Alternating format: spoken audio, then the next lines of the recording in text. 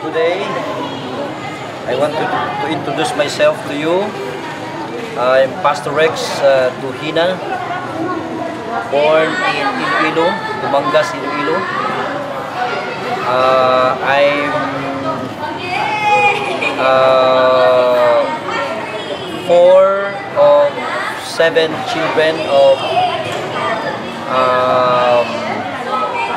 Mr. and Mrs. Narciso Duhina. Okay, I want to tell you my family background. Natao ako sa family na hindi Christian. Pero nung pumunta yung pastor sa amin, he told us about the Lord Jesus Christ and I accepted Him. That was 1985. Then, in 1986, I got baptized, and in 1988, I went to Dome Baptist Seminary, where I graduated as graduated in Bachelor of Theology. Nung nag-graduate ako ng seminary, I worked in the province of Guimaras for 5 years, from 1994 up to 1998. Then, I got married. May isang anak, babae. In fact, graduating na siya ng 4th year. Next school year, mag-college na siya. And after 1998 up to year 2005, I resigned to my church from Sibalom, Antique. Nag-start ng pioneering work dito sa bayan ng Kulasi from 2005 up to now. Nung pumunta kami dito, wala kaming kilala at wala na rin nakakilala sa amin. Pero I stand in the promise of the Lord that He has much people in this place. Yun ang nagbigay sa akin ng courage to start the ministry here. 2006, I met Tayben Niser, the father of Pastor Sam. And he promised me of support. Tulungan niya ako in prayer, in his personal involvement, and of course in money pag may diyan siya. So yun ang nangyari. So sabi ko, okay, I appreciate that. Nung nag-work na kami, natulungan na niya ako sa kanyang presensya at binibigyan kahit konti man lang para makapatuloy kami ng trabaho. And then he encouraged Pastor Sam, his son, to help the work in Kulasi. That was 2007 yun. Noong 2007, Pastor Sam Sir encouraged me to go on ministering the gospel in Kulasi. And of course, he promised me of financial support, which I do not know through his can ministry. Kuha siya ng lahat ng mga cans doon at yung amount pinapadala dito sa amin. Yun ang nangyari. Nag-start kami ng trabaho sa isang maliit na bahay. Yun ang boarding house namin. At nag-start kami sa pag-ministry ng mga children, mga kids. Yung wife ko, nagtuturo sa mga kids. And then, I myself, nag-visitation. Nag-visit ako sa mga family, giving tracts, and other things na ma-share natin si Jesus sa kanila. And after that, siguro a month after, nag-start kami ng first worship service namin. Ilang mga tao, siguro mga 7 ata, with the kids. So, sa maliit na bahay. Then, nung may isang storm na dumating at yung bahay namin na inabot ng tubig. So I encouraged my wife to transfer doon sa ngayon church na natin, doon sa isang bahay, at binigay sa atin yung inoffer sa atin yung maliit na lot na saan tayo makapagtayo ng ating church building. That was 2007. At doon, nag-gather tayo ng crowd, 15 to 20. So I encourage, I wrote Pastor Boy to please help us na maka-put up tayo ng church building natin. So sa biyaya ng Panginoon, at sa kanyang eagerness na mag-desire na makatayo tayo ng church building, yun ang nangyari. Sa tulong na rin ni Tay Ben, yung kanyang ama, at sa ilang mga pastors, tumulong sa akin kung paano mapatayo yung church building natin.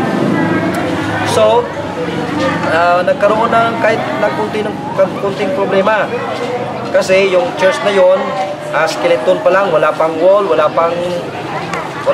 pa kumpleto. Doon kami nakatira ng pamilya ko. Sabi ko, sacrifice muna tayo.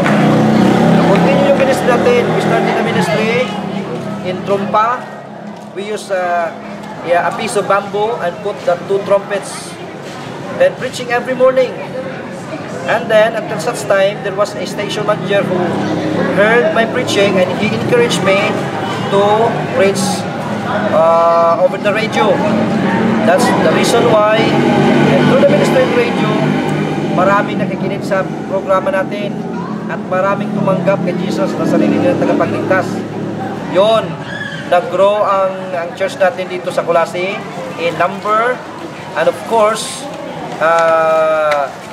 we spread the gospel to other barangays through radio ministry.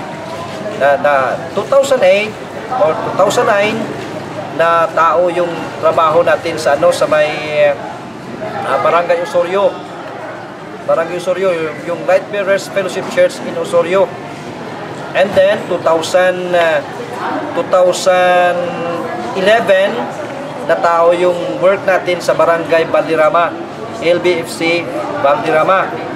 And my young people, Efren Navas, was encouraged to enter into Bible school. So ngayon, nag-aral siya ng Bible school, and at the same time, siya ang nag-minister or pastor natin doon sa Valderrama. Yun ang nangyari. So ngayon, ang trabaho natin sa Valderrama, sa biyaya ng Panginoon, naglalago talaga, at maraming mga ministry na ginagawa, as well as ang trabaho natin sa Osorio. Although na may problem tayo sa may Osorio kasi yung church ng UCCP, United Church in the Philippines, they are quite strict. Hindi nila pinapadala yung mga tao na gusto na mag-join sa atin. Sabi ko kay Pastor Jerry Toribio, yun ang missionary pastor natin, go on, ministering the gospel. So sa biyaya ng Panginoon, ganoon ang trabaho natin. At habang may work tayo sa may Osorio, sa may Valderrama, pinupuntahan ko yan kasi gusto ko na makita ko yung situation ng work natin.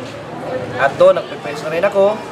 At nag-encourage tayo sa kapatiran na magpatuloy sa kanilang pananampalataya despite sa mga hindrances, persecution, pressure sa pangangailangan.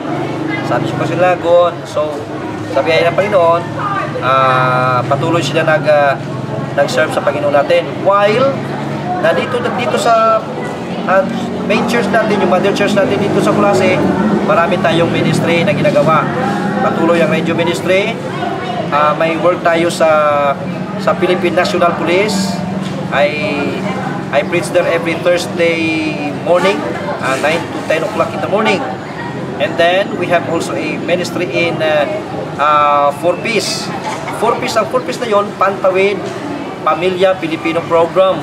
Trabaho yun ng DSWD, Department of Social Welfare and Development. So, inikayat nila ako na mag-minister sa kanila using their module, but before lecturing their module, nag-preference ako muna. So maraming barangay na under sa akin. Yung Barangay Sentro Poblacion, yung Barangay Sentro Sur, yung Barangay Tinabusan, Valderrama at Osorio. Sa akin sila. At I grab the opportunity kasi may mga trabaho tayo doon. So through the ministry in the 4Ps, marami sa kanila nag-join sa ating mga services. Yun. At hindi lamang, may trabaho pa tayo doon sa Barangay Naba, bagong office natin ngayon. recently, nabuksan natin, we gathered them around 20 to 30 people. Produkto yun sila ng 4-piece. At nag-preach tayo doon every Sunday afternoon. And then, we have also a ministry in men. So we started the ministry in men. We were 3. And then, right now, nag-gather tayo at least 10 to 12 men. That is my new ministry. Because I'm so, I desire that men would of course, would be useful. Kasi, kailangan ng leadership sa lahat, sa family, church, or sa community. Kailangan natin ng men. So yun, nakagather kami. At now, continue yung ministry natin sa men. At sa biyaya ng Panginoon, ganun tayo.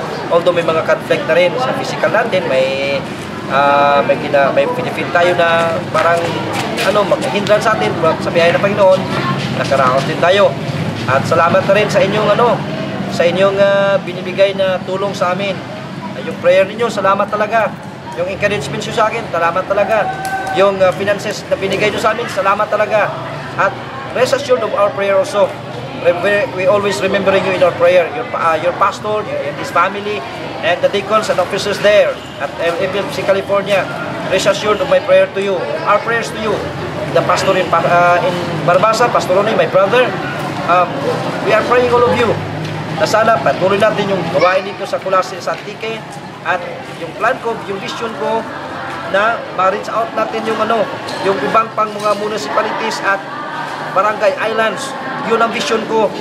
At yung isa kong request na sana mapatayo na natin yung church building natin. Kasi kailangan talaga. But we are not pressuring you, and we are not of course hindi ko na rin pinipressure yung sarili ko kasi pag time yan ng Panginoon, ibigay niya na sa atin. And through your prayers and of course, our partnership, gawin natin sa ikalalago ng trabaho ng Panginoon at sa Kanyang glory. So salamat, at I hope and I pray na pagpatuloy natin till sa pag-return ng ating Panginoon, we found faithful. The Lord bless you, and sana for power and blessing sa ating patuloy na pag-serve sa Kanya. Thank you, sir.